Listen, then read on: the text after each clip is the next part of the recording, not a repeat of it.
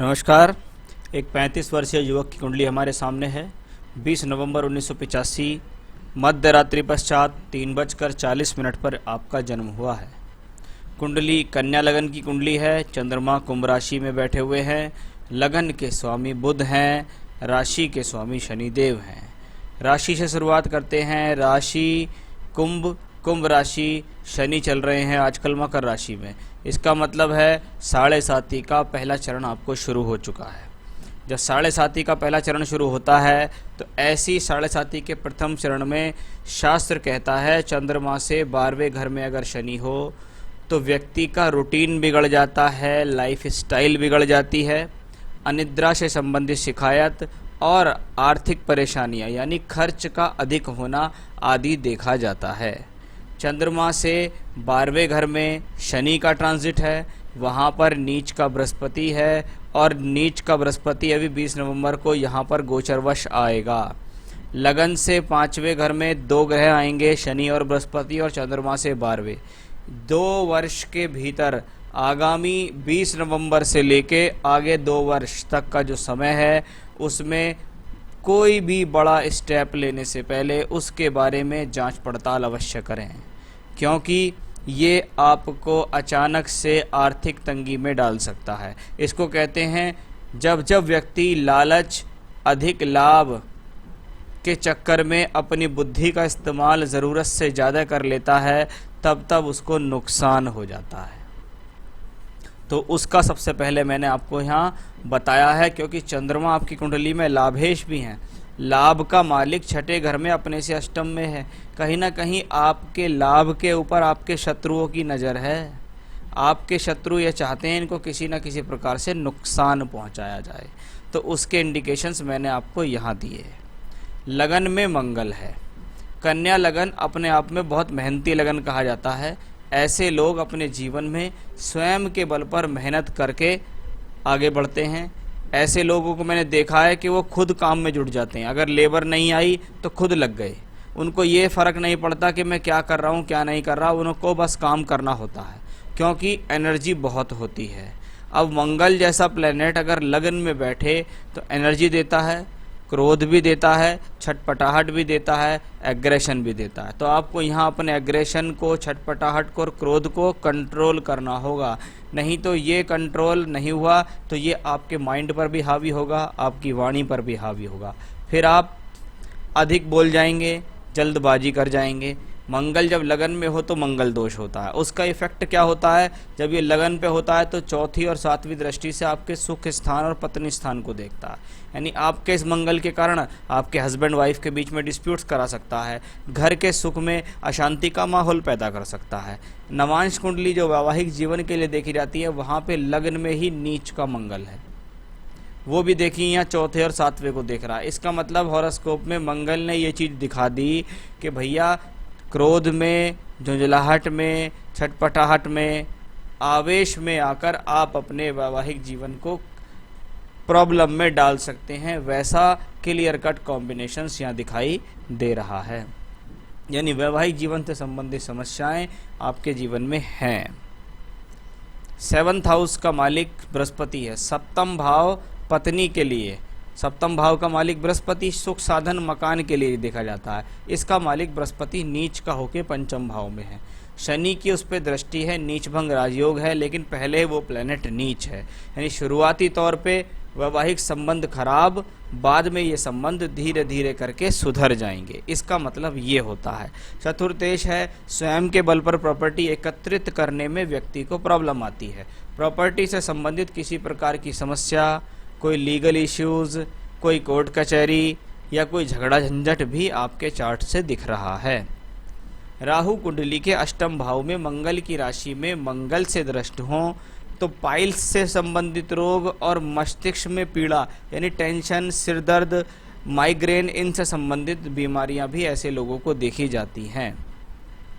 कर्म भाव और लगन का मालिक बुध कुंडली के तीसरे घर में, लग्नेश और दशमेश जब तीसरे घर में हों, व्यक्ति अपने मेहनत के बल पर अपने कार्य में लगा हुआ होता है, पूर्ण मेहनत करता है, छोटी बड़ी यात्राएं करता है, साहस उसका लगातार बना रहता है, क्योंकि दशम का मालिक भी छठे में है, इसलिए व्यवसाय में यात्राएं तो जुड़ी ही जाएंगी। साथ में सूर्य भी है, द्वादशेष है, यानी स्थान परिवर्तन करके दूर के लोगों से जुड़कर कम्युनिकेशंस के माध्यम से, मोबाइल इंटरनेट के माध्यम से दूर के लोगों से कनेक्शन बनाकर आप लाभ प्राप्त करेंगे, यानी यात्राएं आपको लाभ देंगी। शनि भी वहीं है, पंचमेश है, पंचम को वापस देखते हैं। बुद्धि ठीक है, थोड़ा संतान पैदा होने में आपके हिसाब से मुझे कष्ट दिखाई देता है, बाकी ये चीज़ें मुझे पत्नी की कुंडली से ज़्यादा देखी जाती हैं।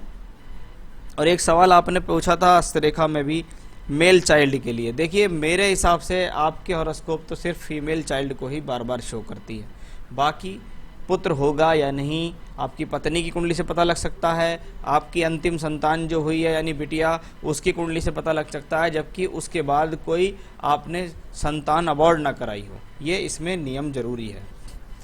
तो शनि पंचमेश होके पंचम को देखे, बुद्धि संतान के लिए ठीक है। साथ ही साथ ऐसे लोग अपने जीवन में अपने कार्य को, अपनी शिक्षा को, अपनी बुद्धि को, उसमें कहीं ना कहीं अपने शौक को इन्वॉल्व कर लेते हैं कि जी मेरा तो बस काम ही है, मेरा जो कर्म है वही मेरा शौक है, मैं अपने काम में बहुत ज़्यादा तल्लीन रहता हूँ, मुझे काम करना बहुत पसंद होता है। सेकंड हाउस शुक्र के साथ केतु है। शुक्र का दूसरे घर में होना अपने आप में ठीक है, अच्छे कुटुंब को दर्शाता है, पैसे को दर्शाता है, वाणी ठीक ठाक दर्शाता है। लेकिन जब केतु साथ में होता है तो फिर से एक संकेत आए हैं, आपको अपना पैसा संभाल के रखना चाहिए, क्योंकि राहु केतु के साथ आना डिसेप्टिव, केतु छुपा हुआ प्लेनेट है, आपको छुप कर गोपनीय तौर पर नुकसान प्रदान कर सकता है। शुक्र वैसे नवांश में अच्छा है, यानी पैसे के हिसाब से स्थिति ठीक है। अब शनि क्या है, सिक्स्थ लॉर्ड भी हैं, वहाँ चंद्रमा भी बैठा हुआ है, यानी छठा घर झगड़ा झंझट रोग ऋण रिपु के लिए जाना जाता है। यानी जैसे कि मैं बात करूं कि आपको चल रही है शनि की महादशा। शनि क्या है, पंचम छठे का मालिक, पंचम बुद्धि और लक्ष्मी का है, छठा रोग ऋण रिपु का है, यानी शनि की दशा में ये सब चीज़ों के रिजल्ट आपको मिलेंगे। शनि कहाँ है, तीसरे घर में, शॉर्ट जर्नी से लाभ, प्रोफेशनली शॉर्ट जर्नी से लाभ, दूर की यात्राओं से लाभ, क्योंकि सूर्य बुध उसके साथ कनेक्शन बना रहे हैं, मेहनत पूरी लगी हुई है। अब शनि की महादशा में चल रही है केतु की अंतर्दशा, उससे पहले थी शनि में बुध। अब शनि बुध दिसंबर 17 से सितंबर 20 में ख़त्म हुआ। शनि भी तीसरे घर में, बुध भी तीसरे घर में। जब प्लैनेट तीसरे घर में हो तो व्यक्ति को अपनी प्रोफेशनल लाइफ में थोड़ा स्ट्रगल करना पड़ता है, जद्दोजहद बनी रहती है, संघर्ष बना रहता है। और यहाँ भी दशमांश में भी देखिएगा, शनि दशम भाव में कर्म स्थान में है और बुध तीसरे घर में। अब बुध और शनि कर रहे हैं यहाँ राशि परिवर्तन कि भैया टूर ट्रैवलिंग से जुड़ो, यात्राएं करो, दूर के लोगों से संपर्क बनाओ, आपको फ़ायदा मिल जाएगा, क्योंकि वो प्लेनेट आपका यहाँ कहता है। लेकिन जब ग्रह अपने से छठे में पहुँच जाता है तो इसको कहते हैं प्रोफेशनल लाइफ इजी नहीं है, आपको सावधानी से चलना होगा, संघर्ष के साथ ही विजय हासिल होगी, ऐसा कह समझ सकते हैं। अब शनि यहाँ सिक्स्थ लॉर्ड भी हैं। और आपने एक सवाल भी पूछा, judicial and legal cases, sixth house लाभ के ऊपर शत्रुओं की नज़र, छठा घर रोग ऋण रिपु, ऋण कर्जा, आपको किसी काम के लिए लोन भी लेना पड़ सकता है, रिपु शत्रु आपके परेशान कर सकते हैं। साढ़े साथी का पहला चरण भी शुरू हो चुका है, यानी अभी चल रही है शनि में बुध, अब आया केतु। सितंबर 20 से अक्टूबर 21 तक शनि में केतु। केतु कहाँ है, सेकंड हाउस में, सेकंड लॉर्ड के साथ। क्या करेगा, केतु छुपा हुआ है, क्या गोपनीय तरीके से पैसे का नुकसान हो जाएगा, क्योंकि साढ़े साथी भी है, शनि में बुध की दशा भी है, अब शनि में केतु आ रहे हैं, अपने पैसे को बचा के रखना है, वो मैंने सबसे शुरू में इंडिकेशंस दिया था आपको। रही बात लीगल केसेस की, वो यहाँ साफ तौर पे नज़र आ रहे हैं, अभी उनका कोई सोल्यूशन मुझे नज़र नहीं आता, कम से कम 2 साल तक, लेकिन हाँ 2 साल के बाद उसमें सोल्यूशन नज़र आता है, कहीं ना कहीं वो आपको एक फ़ायदा दे देगा। लेकिन अभी बड़ी सहजता के साथ काम करना है, क्रोध पर बहुत ज़्यादा संयम रखना है, गुस्से पर, क्रोध पर, जंजलाहट पर एग्रेसिव होकर अचानक से कोई एक्शन ना ले दें, उनसे आपको यहाँ सावधान रहना होगा। हेल्थ प्रोस्पेक्टस, कोई बड़ा हेल्थ इश्यूज़ नहीं दिखता, मानसिक तनाव दिखते हैं, शनि के साढ़े साथी के कारण थोड़ा अनिद्रा से संबंधित स्थितियाँ दिखती हैं, और बाकी कोई बड़ा हेल्थ इश्यूज मुझे नहीं दिखता।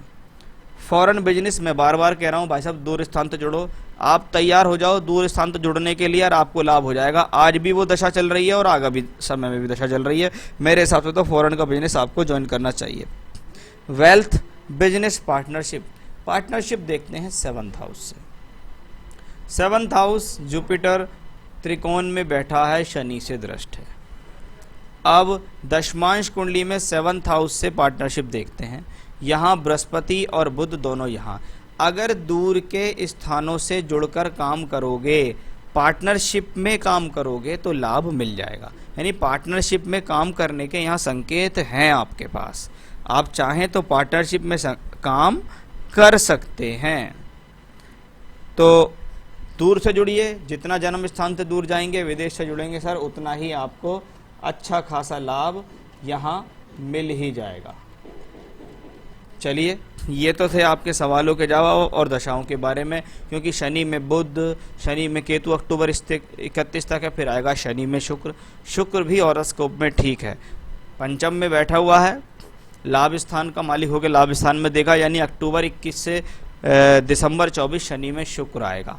लेकिन आने वाली सारी दशाएं एक ही चीज़ को कहती हैं, उत्साहित नहीं होना है। ऐसा नहीं होना है कि बहुत सारा पैसा दिख रहा है, जुआ खेल जाओ, कर दो यार काम हो जाएगा, रिस्क ले जाओ, वो चीज़ आपको प्रॉब्लम देगी। मैं तो आपसे कहूँगा कि आप जीवन में बहुत तरक्की करेंगे आगे, लेकिन धीरे धीरे धीरे करके, धीरे चलो, सुरक्षित पहुँचो। कमा लिया ठीक है, फिर आने दो। बात ये नहीं है कि एक बार कमा लिया, फिर 2 बार कमा लिया और सारी पूंजी उठा के वहाँ लगा दी, वो पूंजी फंस गई, फिर प्रॉब्लम आ जाएगी। तो क्योंकि मैं आपकी आने वाली सभी दशाओं में यही स्थिति देख रहा हूँ, तो उनसे आपको बचना है। बाकी व्यापारिक स्थिति ठीक रहेगी, पैसा आप ईश्वर कृपा से कमाएंगे भविष्य में काफ़ी। करना क्या चाहिए, हनुमान जी की प्रार्थना आपको सबसे अधिक करनी है। आपको जब भी समय मिले, खाली बैठें, उठाएं मोबाइल, मोबाइल पे लिखें बजरंग बाण का पाठ करें। सुबह करें, दोपहर करें, शाम करें, जब मन करे तब करें। हनुमान जी के मंदिर जाया करो, मंगलवार के दिन वहाँ प्रसाद चढ़ाया करो, हनुमान जी के चरणों में जाके वहाँ खड़े होकर बजरंग बाण पढ़ा करो। शनिवार की शाम को सरसों के तेल का दीपक मिट्टी के दीपक में जलाना है आपको, पीपल के पेड़ के नीचे, वहाँ पर खड़े होकर फिर बजरंग बाण का पाठ करो। मतलब सब कुछ अपना हनुमान जी को आपको समर्पित कर देना है, अगर आपको जीवन में कुछ बेहतर करना है। एक अच्छा सा पन्ना रतन पहनने की मैं आपको सलाह दूंगा, वो आप अवश्य पहने। पन्ना रतन पहनना आपके लिए बहुत ज़्यादा ज़रूरी है। तो एक अच्छा सा पन्ना रतन धारण कीजिए, आपको चाहिए तो मुझसे भी आप प्राप्त कर सकते हैं। तो ये था आपके हॉरोस्कोप का एनालिसिस और आपके सवालों के जवाब, उपाय अवश्य कीजिएगा। नमस्कार।